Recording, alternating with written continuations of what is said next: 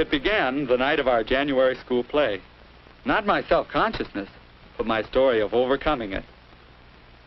We had a party on stage after the play. Oh, I wasn't in the cast. Not me. I was on the stage crew. But I'll tell you about that later. The point is, somebody grabbed a spotlight and started a sort of game. When the light stopped on you, you'd have to get up and make a speech. Jack sure did all right, but why not? He was the star of the play. That sort of thing was easy for him. Of course, I wanted to do well, too. I wanted to shine. I started planning what I was going to say. I'd wow them. And then it happened. There I was, in the spotlight. And I felt uncomfortable. And awkward. And different. And they were all watching me. And laughing. At what? At me? Well, what was I doing wrong? Did I look funny? Unaccustomed as I am to public speaking, I guess I'll just shut up and sit down. It was terrible. I knew it. Hey, that was neat, Marty, but don't be so self-conscious about it. Self-conscious. That was my trouble. That was why I felt so queer. And I began to remember other times I'd had the same feeling. I remembered giving a book report in class. It was exactly the same. Yes, as if there were a spotlight on me, and everybody was watching me. Oh, I managed to get through my report all right, but I was miserable. And then I remembered the first time I asked June for a date. I knew just what I wanted to say, but when it came right down to it, yeah, I felt spotlighted again. And the words didn't want to come out. And she was staring at... Was my face broken out again? And I remembered coming to try out for this play. Boy, I really wanted a part. I felt sure I could get one, too, until... I'm not going to try out. I'd like to work on stage crew.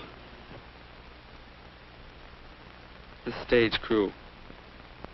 Well, it was fun, but it wasn't what I wanted. Yeah, the night of the party, Jack said it, and I knew he was right. Self-conscious. I felt I could never get up in front of the class, or ask a girl for a date, or do anything in public again. Yeah, I was a self-conscious guy. I couldn't even stay out the party. Yeah, yeah. Coach is showing us this little block. Come in like this and out. Oh, hi, Marty. Oh, hi, Jack. Okay. Say, what happened to you last night? I didn't feel so good. Oh, too bad. Boy, wasn't that something when they had that spotlight on us? Gee, I was so scared my knees were knocking. I could hardly talk. You were self-conscious? Sure, I guess everybody is sometimes. Everybody? I guess that's right. Say, listen, I've got to get to class. Sure hope you're feeling better. All right, so long. So long. Everybody's self-conscious. After that, I began to notice other people. Bill, for example. He always seems relaxed and comfortable. But a couple of years back, I can remember what a self-conscious guy he was. He really has overcome it. Then there's Anne. She likes to play for people.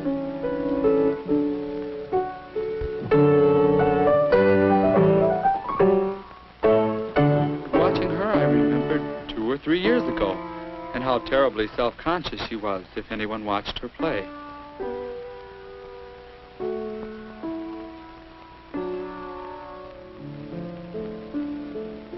She certainly has changed.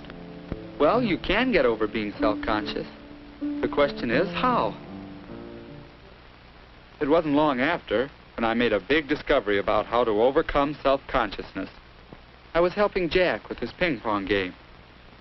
He hadn't been playing very long, but he was learning and doing right well. Then Hank and Bill came in and hung around watching. And suddenly it seemed as though Jack was feeling on the spot. He started fumbling, and then he quit. Now, what made Jack suddenly feel self-conscious? Was it because he didn't play well? I wasn't self-conscious about ping pong. Why the difference?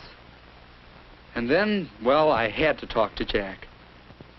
I had an idea about self-consciousness. Everybody wants to show up really well. You want people to think you're pretty good. But then you start thinking about yourself, how everybody's watching you, what you must look like to them. And then you make a mess of it. Sometimes. But usually you don't. You just think you do.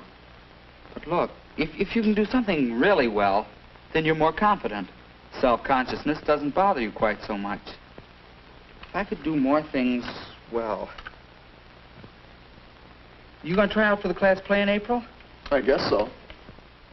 Me too. Only this time I'm really gonna try out. Swell. All right, Sue. Marty Hanson? Hello, Marty.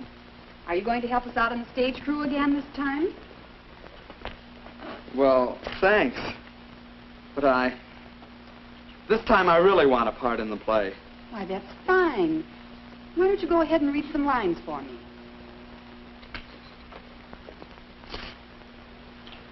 When I am in trouble, eating is the only thing that consoles me.